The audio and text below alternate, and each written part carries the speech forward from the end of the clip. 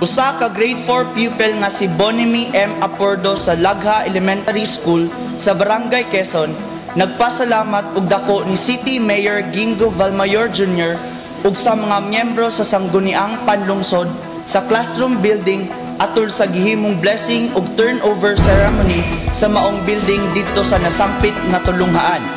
Matud pa sa grade 4 pupil nga si Bonnie nga ang pag-ayo sa ilang daan kun karaan nilang building karon usa na kabag-o ug nindot nga classroom building maghatag kanila og dugang kadasig sa pagtuon. Ang pag-ayo sa 3 classroom building nagbalor og 471,767 pesos. Ug kini nga proyekto ilawom sa pagdumala ni Pipim Llanos, Construction and Maintenance General Foreman sa City Engineering Department. Sila si City Mayor Valmayor ug Cynthia Dimavivas, Schools Division Superintendent ang ningputol sa ceremonial ribbon. Matud pa ni City Mayor Gingo Valmayor Jr. nga ang ilang administrasyon kanunay naglantaw sa kaayuhan sa edukasyon para sa mga kabataan tungod kay ang edukasyon importante aron sila makakabot sa maayong kaugmaon ug silaon niya ang mamahimong maayong lungsuranon.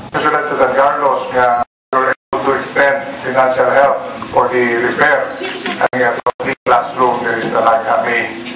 I can still recall last time ni Amico Dire was also a blessing of our comfort room. So now again I come back for another blessing. There's to ang tulong at classroom. That's San Carlos City not only because of me but because of the city officials that have always looked into kayuhan sa ato mga estudyante. Si Cynthia Dimavivas, ang Schools Division Superintendent sa DepEd, nagkanayon nga ang bagong classroom makahatag og pagdasig sa mga bata nga magtuon, ilabi na ang limpyo ug maayong pagka-arrange ang gamit sa sulod ug guwas niini ang bagong eskwelahan makatabang sa pagpalambo sa natad sa edukasyon. Ug busa iyang gipasalamatan ang mga opisyales sa syudad nga tinud-anay nga naglantaw sa edukasyon sa mga bata. Dugang pa ni Dimavivas bilang resulta sa gipanghatag ng mga classroom building sa lokal nga kagamhanan sa syudad sa San Carlos, ang DepEd sa San Carlos nakakuha og taas nga rating sa National Achievement Test. Is not so well constructed o kung daw destroy ng eskwelahan, immediately our mayor gives his ayuda or his aid by contracting the engineers and by making program of work to repair such school. You know what? As I was telling my teachers, my principals, one deterrent why our students, our pupils will not go to school is that kung ang ilang classroom guba sila. Because they are going to school because they are perceiving that the classroom is arranged and at the same time second home in nila. So they will go to school because hindot man ang ilang classroom.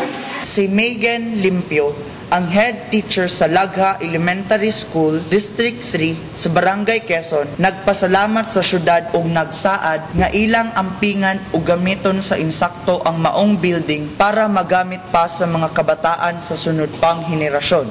Salamat again. Mabanggita o amping, wala nang gawin gastuon. Kaya dili naman yun, talihog ni o pasilinto, kaya sininto naman. Nooy man to sa una, na-agree.